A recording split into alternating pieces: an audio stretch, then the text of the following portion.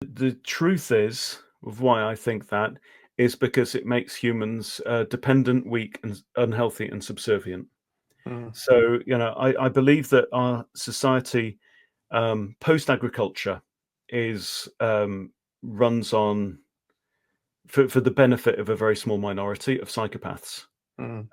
That before agriculture, there wouldn't have been room for psychopaths in human tribal societies, and they certainly wouldn't have been able to flourish. Mm. Whereas since we moved to agriculture and our communities got too big for everyone to know everyone and trust everyone, that actually created the perfect breeding ground for the psychopath. And all of this is covered in the Red Pill Food Revolution. If you Mm. want to go out and buy a copy of that, please do.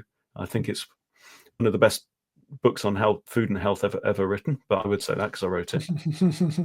But yeah, we created the ideal breeding ground for the psychopath, and and slaves have always been fed on cheap food, grains.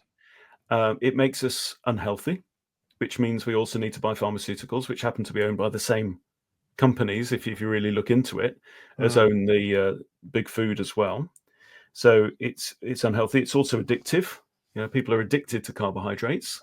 They trigger the opioid receptors and different pathways in your brain. Sugar and wheat are like cocaine and heroin to the brain. Mm. Sugar is I would say even more addictive than cocaine.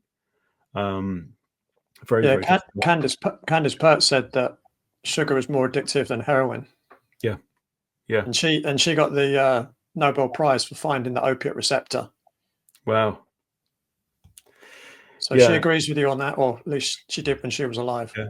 And you have to eat multiple times a day. Mm. People have always fed their slaves on gruel, um, and it makes us dependent. You get upset and hungry. I used to get really hungry. And I was like vegetarian in my Mm. early 20s.